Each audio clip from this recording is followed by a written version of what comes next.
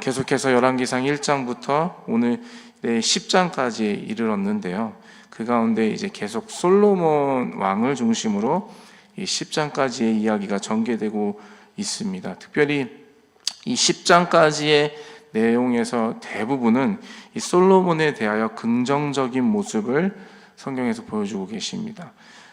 이번 주 말씀까지, 오늘과 내일까지 이 솔로몬에 대한 이 긍정적인 모습에 대해서 이제 성경이 기록을 하고 있는데요. 이제 11장으로 넘어가게 되시면 이제 솔로몬의 어두운 모습, 이제 부정적인 모습에 대해서 이제 성경이 보여주고 계시는 것을 우리가 볼 수가 있습니다. 사실 어제 새벽에도 이 솔로몬의 실수라고 하면, 이 과오라고 하면은 과오라고 말할 수 있는 부분들을 우리가 살짝 엿볼 수가 있었는데요. 이방의 여인을 아내로 삼는 것, 많은 여인을 아내로 삼는 것부터 시작해서 많은 군사와 마병과 병거들을 둔 것들, 이런 것들이 이제 솔로몬의 많은 좋은 훌륭한 업적들 가운데 이제 흠이라고 할 수 있는 것들을 우리가 하나둘씩 발견할 수가 있는데, 이와 같이 이제 10장 이후에 이제 11장부터는 이제 솔로몬의 연약함, 이제 솔로몬이 하나님 보시기에 합당하지 않았던 모습들에 대해서 좀 보여주고 있는 것들을 우리가 후에 이제 보게 될 것입니다. 오늘은 특별히 이 10장 전반부인데요. 10장까지는 이제 솔로몬의 긍정적인 모습이 이제 드러나는 부분인데, 그 부분에 대해서 우리 함께 같이 말씀을 나눠보기를 원합니다. 이미 우리가 4장에서 살펴본 것 같이 이 솔로몬의 지혜가 이미 그 이스라엘뿐만이 아니라 이 천하 왕국에 이 소문이 나기 시작하였습니다. 그래서 오늘 본문의 초반절에 보시면 이 스바의 여왕이라는 사람이 등장을 하는데요. 이 스바의 여왕이 솔로몬의 그 지혜의 명성을 듣고 내가 한번 직접 확인해 봐야겠다, 이러한 마음으로 이제 솔로몬을 찾아온 내용들이 오늘 이 본문의 주된 내용이죠. 이 스바의 여왕은 이 솔로몬에 대한 소문을 듣고 그 소문이 정말 진짠가, 아니면 사람들이 이 말이 부풀려져서 이제 얼토당토 않는 소문이 난 것인가, 이것을 확인하려 했던 것이죠. 그래서 그 솔로몬에 대한 지혜를 확인하기 위해서, 그래서 이제 1절에 보시면 어려운 문제로 그를 시험하고자 하여 왔다, 이런 표현들이 있는데요. 그것을 확인하기 위해서 이제 찾아왔다는 것이죠. 이 스바 여왕이 이제 솔로몬의 지혜를 듣고 그 솔로몬과 대화를 나누고 어려운 그 문제들, 자신이 가지고 있었던 어려운 문제들에 대해서 나누고 대화를 나누는 가운데 이제 이 스바의 여왕이 자기가 가지고 있었던 솔로몬에 대한 의문에 대해서 결론을 내립니다. 그 결론은 무엇이냐면 그 소문이 진짜다라는 것이죠. 그 소문이 맞다라는 것이에요. 지금 열방과 천하 왕국의 지금 솔로몬의 지혜에 대한 그 명성이 자자한데 그것이 진짜구나. 그래서 7절에 의하면 이런 표현을 하고 있습니다. 자신이 소문으로 들은 것보다 실제로 이 솔로몬의 지혜가 더 대단하다. 자신이 들은 것은 사실의 절반도 못 된다라는 표현을 하는 것을 우리가 볼 수가 있는 것이죠. 이 솔로몬의 지혜와 솔로몬이 완공한 이 건축물, 여러 가지들을 보면서 이 스바의 여왕이 감탄하는 것을 우리가 볼 수 있습니다. 그런데 우리가 더 주목해야 봐야 할 것은 이 스바의 여왕이 그 이후에 했던 고백들입니다. 이 고백의 특징은 이 솔로몬의 지혜와 건축물의 위대함을 보고 그가 솔로몬을 찬양하는 것이 아니라 솔로몬의 하나님 여호와를 찬양하고 있다는 것이 그의 특징인데요. 그 내용이 바로 9절의 내용입니다. 우리 9절 말씀을 한 번 더 같이 읽어볼까요? 9절입니다. 시작. 당신의 하나님 여호와를 송축할지로다. 여호와께서 당신을 기뻐하사 이스라엘 왕위에 올리셨고 여호와께서 영원히 이스라엘을 사랑하심으로 당신을 세워 왕으로 삼아 정의와 공의를 행하게 하셨도다 하고. 아멘. 이 스바의 여왕의 이 9절의 고백을 통해서 저는 오늘 두 가지 서로 다른 관점에서 이 말씀을 해석하고 적용하기를 원하는데요. 첫 번째 관점은 이 스바 여왕의 관점입니다. 이 스바의 여왕의 관점의 이 핵심은 본질을 볼 수 있는 눈이 있었다라는 것이에요. 본질을 볼 수 있는 눈. 솔로몬의 지혜와 그 솔로몬이 완공한 그 건축물의 대단하고 화려함을 보고 이 스바 여왕이 내린 결론은 솔로몬에 대한 극찬과 존경이 아니라 오히려 솔로몬을 인도하시는, 그와 함께 하시는 그의 하나님, 여호와 하나님에 대한 찬양의 내용을 하고 있다는 것이죠. 하나님께서 솔로몬을 사랑하고 계시다. 하나님께서 이스라엘을 사랑하시기 때문에 이와 같은 지혜와 위대한 건축물을 그가 누릴 수 있는 것이다. 솔로몬이 가지고 있는 지혜가 그에게서부터 나온 것이 아니라 그가 섬기는 하나님, 그의 하나님으로부터 온 것이다. 이런 고백을 이 스바 여왕이 9절에서 하고 있다는 것이죠. 눈에 보이는 것이 전부가 아닌, 보이지 않는 이 하나님에 대한 인식이 비록 이방 사람이었던 이 스바 여왕에게 있었다라는 것입니다. 저와 여러분이 이러한 영적인 안목이 있기를 주님의 이름으로 축복합니다. 저와 여러분도 마찬가지예요. 우리가 일어나는 일련의 일들을 보고 우리가 보여지는 것만을 보고 판단하는 것이 아니라 그 뒤에, 그 일 뒤에, 그 사람 뒤에 역사하시는 선하신 하나님이 계시다라는 사실을 우리가 기억해야 된다는 것이에요.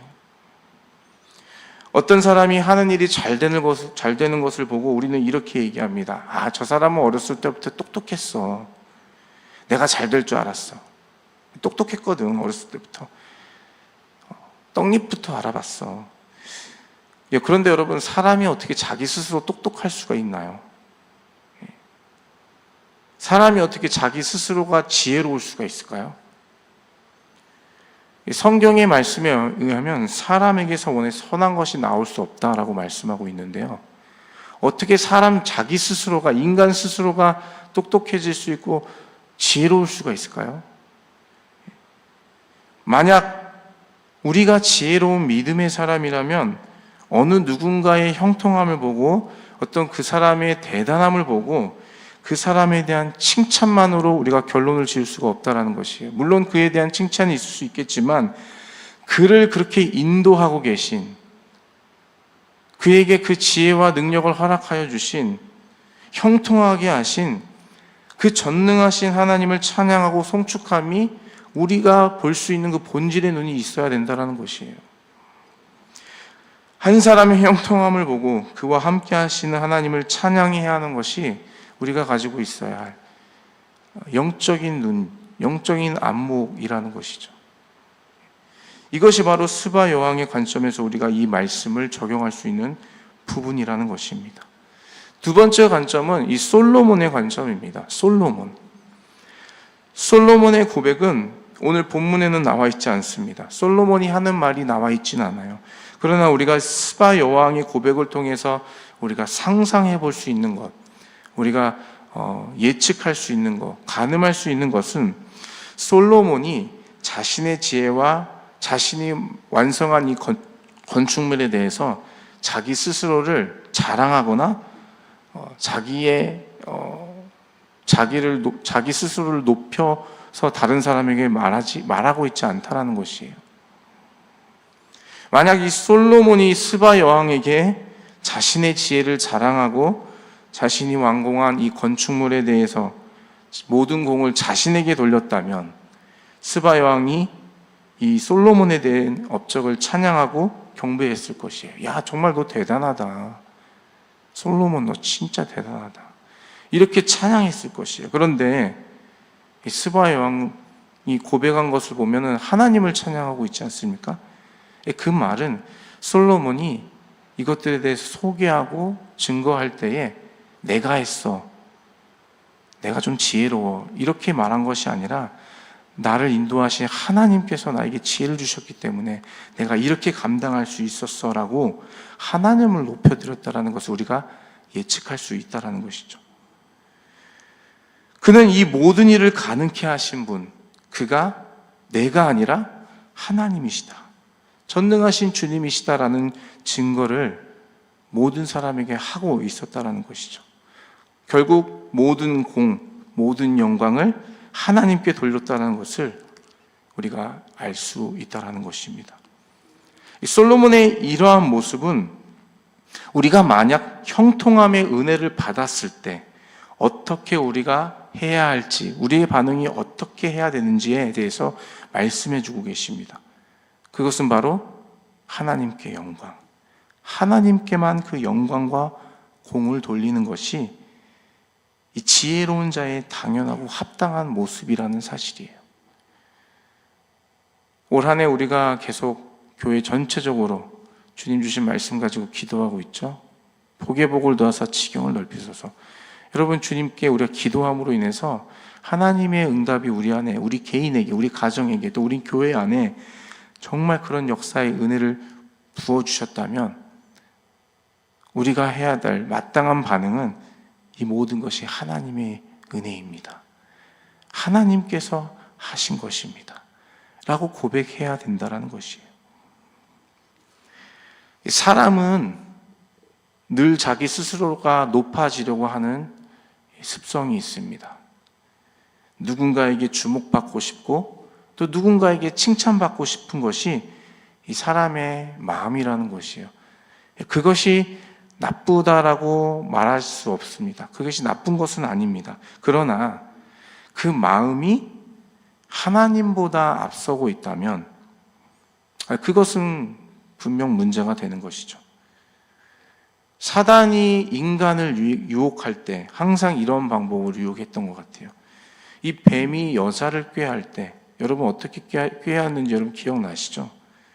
이 과실을 먹으면 하나님같이 된다, 하나님처럼 눈이 밝아진다라는 것으로 여자를 꾀하지 않았습니까? 이 죄의 본질이라는 것이 바로 이것인데요, 죄의 본질은 바로 이 피조물인 인간인 우리가 창조주 하나님과 같이 되려고 하는 그것이 죄의 본질이에요. 하나님께서 받으셔야 할 영광을 내가 받으려는 것, 그거 자체가 죄라는 것이에요. 그래서 우리는 늘 하나님의 은혜 안에, 그 은혜 안에 머물러 있어야 합니다. 그 은혜를 떠나면 어느 순간 내 마음 가운데 하나님과 같이 되려고 하는 마음, 하나님께서 받으셔야 되는 영광을 내가 받기를 원하는 그러한 마음들이 우리 안에 싹 튼다라는 것이죠. 은혜가 없으면, 주님의 은혜 안에 있지 않으면 이와 같은 모습이 나타난다는 것이에요. 여러분, 은혜가 무엇입니까? 은혜가 무엇인가요? 은혜는 자격 없는 자에게 주어지는 하나님의 선물이라고 말씀하십니다. 선물이래요. 일한 자에게 그 일한 대가로 삭슬 주는 것은 은혜가 아닙니다. 그건 마땅한 대가를 지불받는 것이죠. 일하지 않는 자가 선물로 받는 것이 은혜입니다.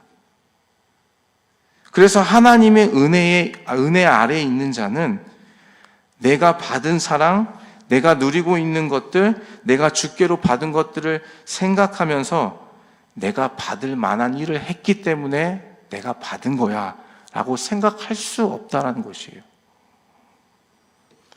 내가 받을 수 없는 자인데, 자격이 없는데 주님께서 내게 이 은혜를 주셨다, 이러한 개념을 갖고 있는 자가 바로 하나님의 은혜 아래에 있는 자의 모습이라는 것이죠. 은혜를 떠난 자의 특징이 있습니다. 그것은 무엇이냐? 개구리가 올챙이적 기억을 못한다라는 우리 속담이 있죠. 내 예전에 내가 어떠했는지를 기억을 못하는 것이에요. 은혜를 떠난 사람의 특징은 무엇이냐면 내가 죄인이라는 사실을 잊어버려요.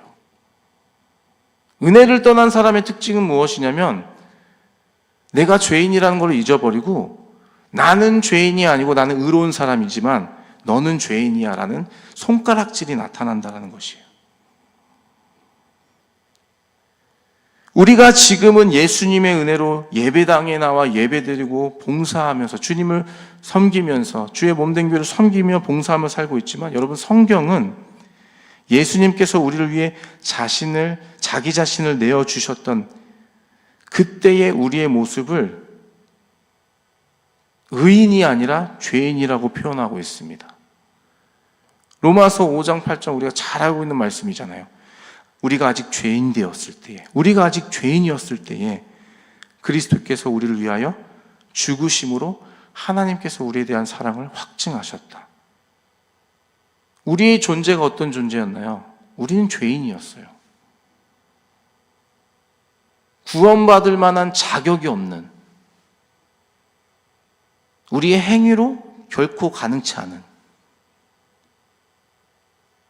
우리는 철저한 죄인이었다라는 것이에요. 골로새서 1장에서는 우리의 옛모습에 대해서 이렇게 표현합니다. 우리의 옛모습을 하나님과 원수였다. 하나님과 원수. 전에 악한 행실로 멀리 떠나 마음으로 원수되었던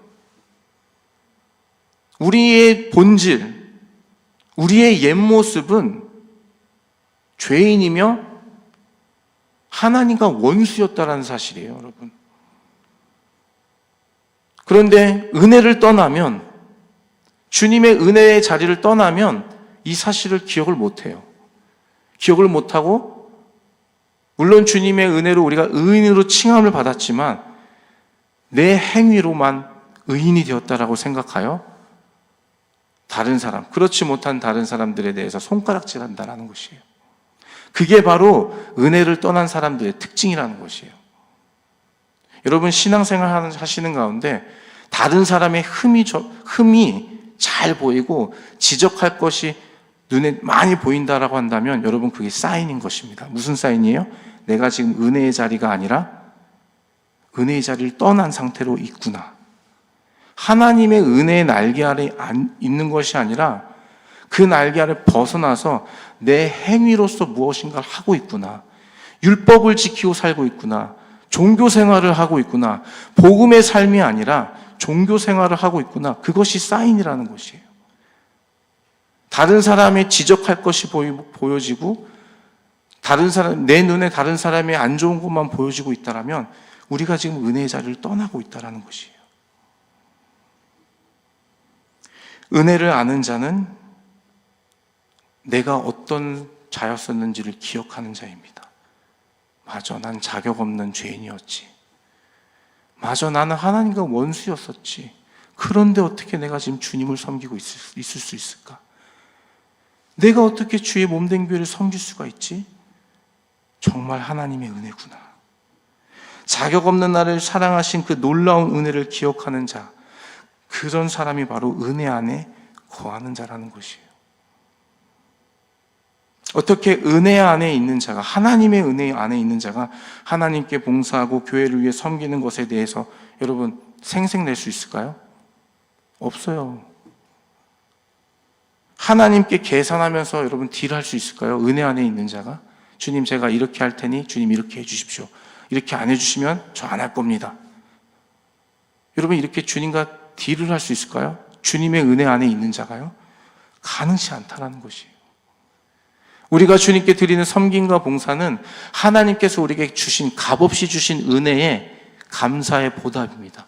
물론 이것이 우리가 하나님께서 주신 은혜에 대한 보답으로 다 갚을 수 없는 것이지만 우리의 마음의 표현이 바로 섬김과 봉사로 나타난다는 것이에요.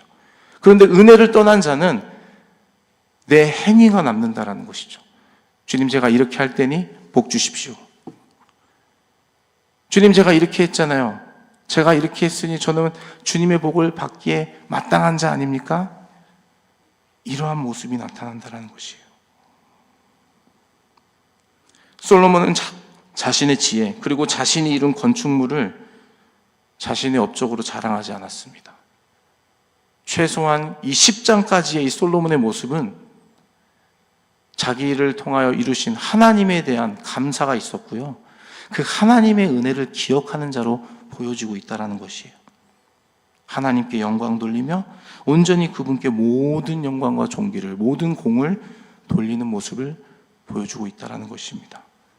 사랑하는 넘치는 교회 성도 여러분, 또 방송을 통해 예배에 참여하시는 분들, 이 스바 여왕이 가졌던 이 하나님의 일하심과 역사하심을 볼 수 있는 영안의 눈이 저와 여러분에게 있기를 주님의 이름으로 축복합니다.